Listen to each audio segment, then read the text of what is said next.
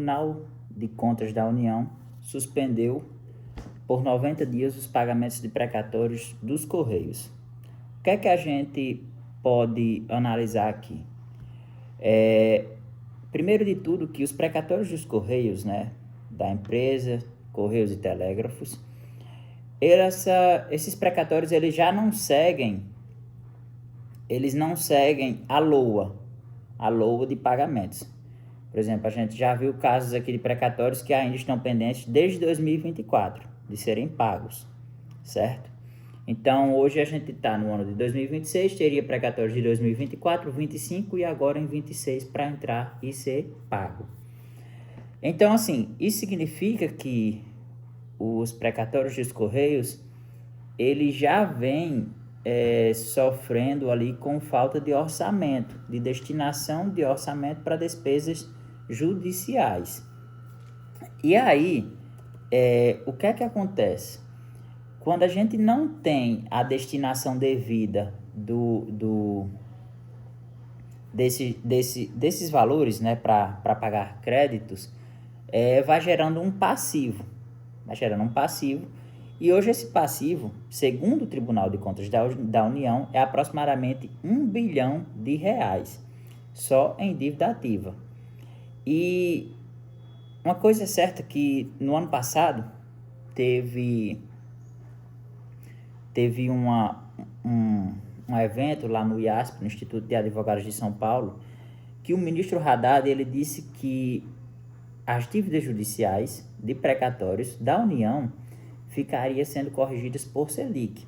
Sendo que, quando ele saiu do evento, a Câmara foi e aprovou que os precatórios, a partir de agosto, seriam corrigidos por IPCA mais 2% de juros ao ano. Ou seja, quem tem um precatório de 2024 para cá, ele está perdendo muito dinheiro.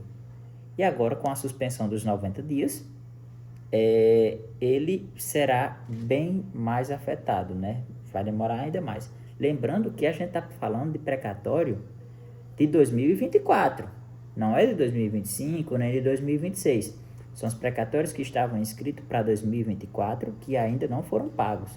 E o tribunal suspendeu. E o legal da gente comentar isso aqui é que a maioria desses precatórios que a gente vê hoje, eles são do TRF2, do Tribunal Federal da Segunda Região, que abrange Rio de Janeiro e Espírito Santo. Lá a gente vê uma maior quantidade de precatórios inscritos. Então, quando a gente olha para lá, a gente vê que existem bastante precatórios e alguns em valores um pouco altos, gira ali em torno de 2, 3, 4 milhões de reais. Tem precatórios nesse montante lá.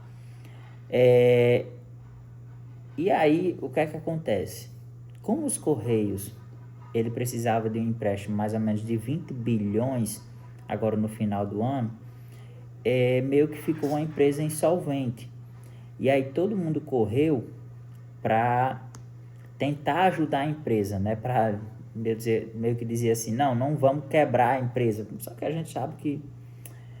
E aí aconteceu que tanto o TST, o Tribunal Superior do Trabalho, quanto o TCU, eles atuaram junto para suspender esses precatórios.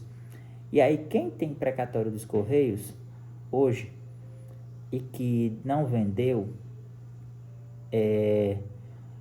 existe uma situação que é um pouco complexa, porque o precatório do Correio hoje, né, o transitado em julgado, ele basicamente não serve para fazer compensação fiscal. Então as empresas, elas evitam esse tipo de crédito. Elas compram para encarteirar, mas elas evitam esse tipo de crédito para fazer compensação fiscal. Então é um ativo que, quando você compara com um crédito que vem direto da União Federal e um crédito que vem de uma empresa estatal, esse da empresa estatal, ele tem menos valor do que aquele crédito que é da União Federal direto. É isso que acontece hoje com os precatórios dos Correios. Eles correm o risco de sofrer uma ação dessa como do TST e ser suspenso e não ser mais pago, E eles também não servem para fazer compensação fiscal, a menos que seja editada alguma medida hoje.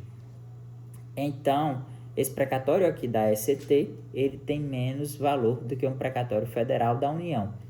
Lembrando que todos dois é federal, mas ele tem menos valor por ser de uma empresa estatal e que hoje está em insolvência. Se você gostou desse vídeo, clica aqui para se inscrever. A gente faz parte da Juizativos. E aqui na Juizativos a gente compra precatórios federais, estaduais e municipais. Lembrando que esses títulos precisam ser obrigatoriamente acima de 100 mil reais para a gente poder fazer a aquisição, certo? A gente tem fundo próprio e a proposta é no mesmo dia, pagamento no mesmo dia, tudo certinho. Fala aqui conosco e antecipa o seu precatório.